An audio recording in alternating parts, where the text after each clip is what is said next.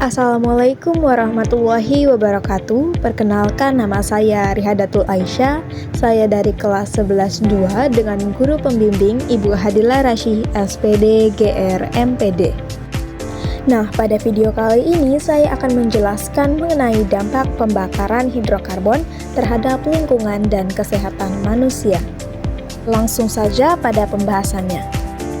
Nah, apa itu pembakaran hidrokarbon? Pembakaran hidrokarbon adalah proses pembakaran bahan bakar fosil seperti minyak dan gas yang menghasilkan energi. Proses ini melepaskan gas karbon dioksida atau CO2, sulfur dioksida atau SO2, serta polutan lainnya ke atmosfer. Pembakaran hidrokarbon merupakan faktor utama dalam pembangkit energi modern, tetapi juga memiliki konsekuensi serius terhadap lingkungan dan kesehatan manusia. Peningkatan emisi dari pembakaran ini berkontribusi pada perubahan iklim dan juga berisiko tinggi bagi kualitas udara. Selanjutnya adalah proses pembakaran hidrokarbon secara umum. Di sini kita akan memahami mengenai mekanisme pembakaran hidrokarbon. Yang pertama, reaksi kimia. Pembakaran hidrokarbon terjadi melalui reaksi kimia antara hidrokarbon dan oksigen, yang dimana ini akan menghasilkan energi CO2 atau karbon dioksida dan uap air.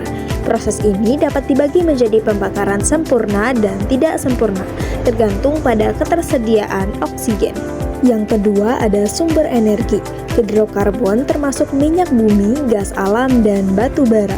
Sumber-sumber ini digunakan dalam berbagai industri, pembangkit listrik, dan transportasi yang semuanya menghasilkan emisi yang berbahaya.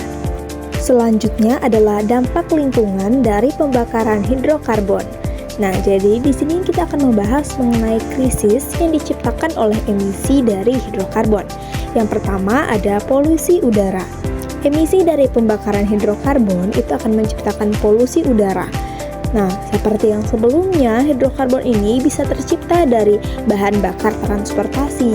Jadi, ketika kita setiap hari menggunakan transportasi pribadi seperti motor atau mobil, dia merupakan bahan bakar yang berasal dari hidrokarbon yang akan menghasilkan polusi udara yang berbahaya.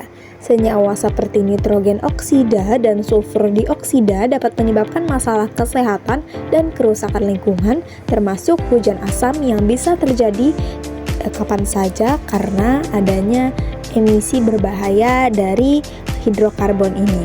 Lalu yang kedua ada perubahan iklim. Gas rumah kaca yang dihasilkan oleh karbon dioksida memainkan peran kunci dalam pemanasan global.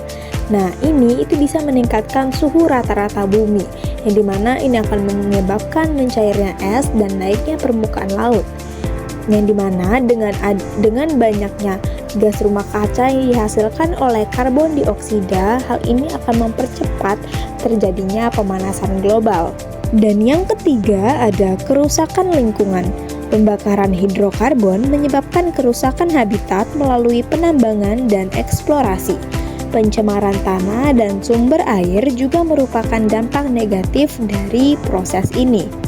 Selanjutnya ada kontribusi terhadap perubahan iklim global. Bagaimana emisi dari hidrokarbon ini akan memperburuk krisis iklim. Yang pertama, emisi karbon. Sektor energi menjadi penyumbang utama emisi karbon dioksida.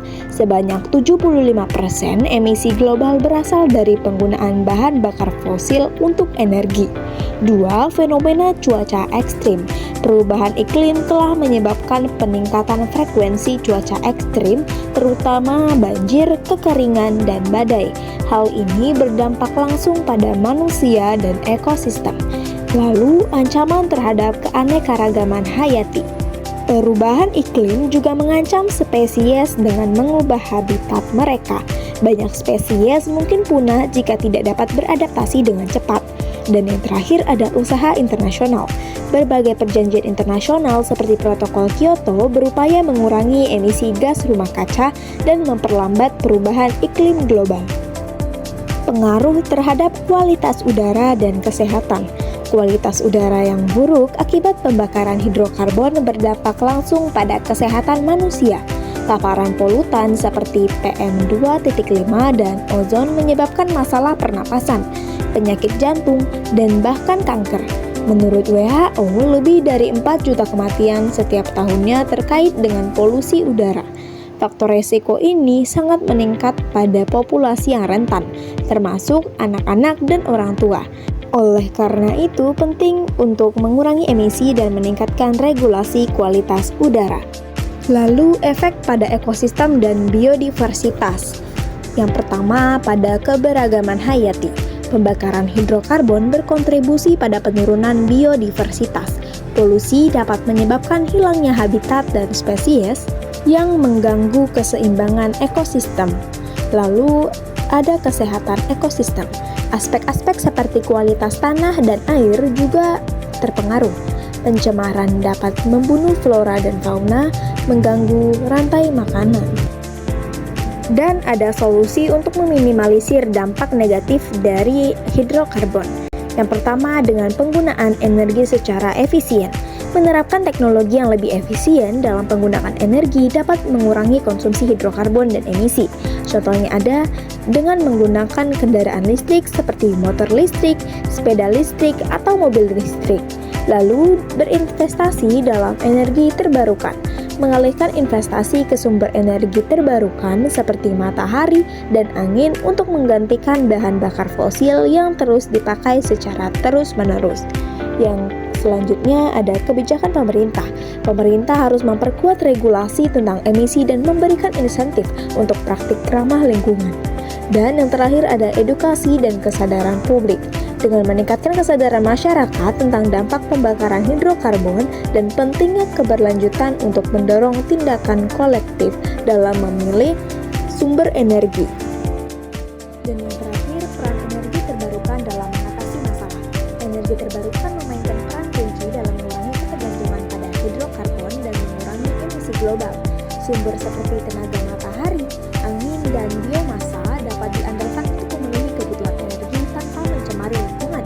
Dengan beralih ke energi terbarukan, tidak hanya kualitas udara dapat diperbaiki, tetapi juga memperkuat ekonomi lokal dan menciptakan lapangan kerja baru.